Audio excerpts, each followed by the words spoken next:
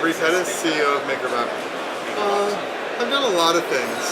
You know, I've had jobs as a dishwasher when I was growing up. Worked as a waiter in cafes. After college, I ended up working in. Did a bunch of work for Jim Henson's Creature Shop here in London. Worked on a couple other feature films. Then ended up becoming a school teacher. Was a school teacher for a while, and then I made videos for the internet.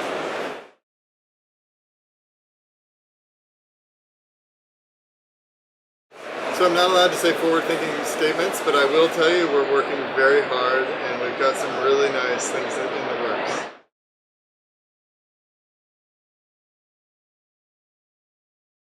That's the plan, yeah. And it's nice, you know, we get to sort of put our hands in the cookie jar. We started the company because we wanted a Stratasys machine, but we couldn't afford one. So now we get to work with the people who inspired us, so that's really good. It's nice to, there's not many people, you know, you can geek out about the internal geometries of nozzles, but we found them.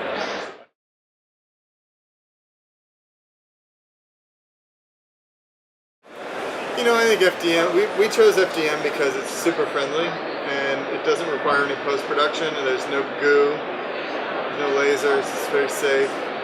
We like using PLA as a material. It smells good, it is very high dimensional tolerance, very dimensionally stable. And it's just, you can make things that then you can use. They're not fragile, they're very strong. So it's a great material for both the home and the office and the workshop.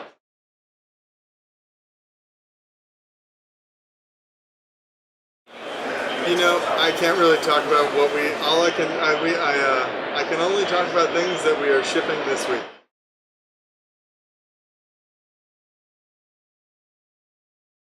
Well, what I would say is, you know, when we started MakerBot, when we started messing with 3D printing in 2007, and when we started the company in 2009, we'd tell people we were making 3D printers and they wouldn't understand. So the first challenge that we had to undertake was getting the word out and educating people what 3D printing is.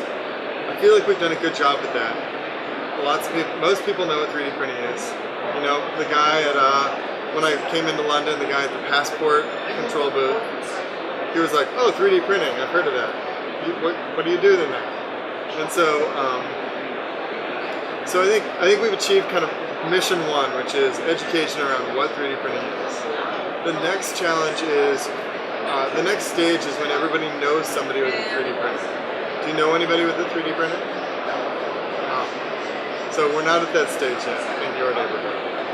In some rooms, when I ask that question, most of the hands go up. And I bet you could get access to a 3D printer. I think that's the real, like, we'll know we've reached stage 2 when everybody has access, and it's kind of like, oh yeah, I'm going to do my homework. Oh yeah, can I use your 3D printer? That kind of thing. I think that will be stage 2, and I think we're coming up. That could be 2014. Could be. You know, I think as we look farther into the future, there's the third stage that we can get to where it's very normal to have a 3D printer. And the pioneering work that's going on now will start to become more development work and less breaking new ground and more pushing things forward.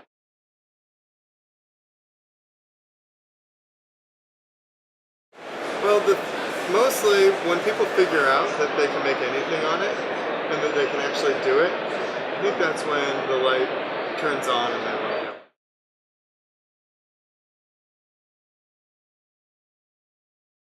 You know, what I like is when people try things out and they explore the frontier. So,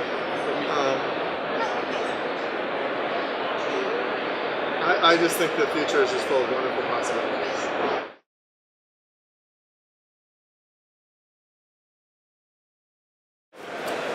I like making stuff for my daughter.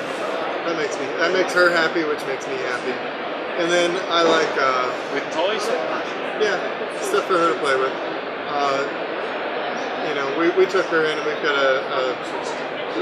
a scanner in our retail store, I took her in and got her scanned for last holiday, about a year ago now, and gave that as gifts to all the family.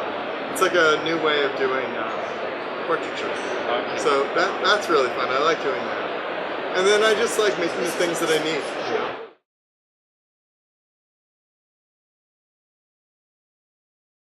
You know, I would just say for your audience, if they haven't jumped in and tried things out, they should get a MakerBot Replicator 2, put it on their desktop, and start pioneering the future and really igniting the next industrial revolution. Like, let's get the show on the road. Join us. It's really fun. It's a whole new way of seeing things, and it's time.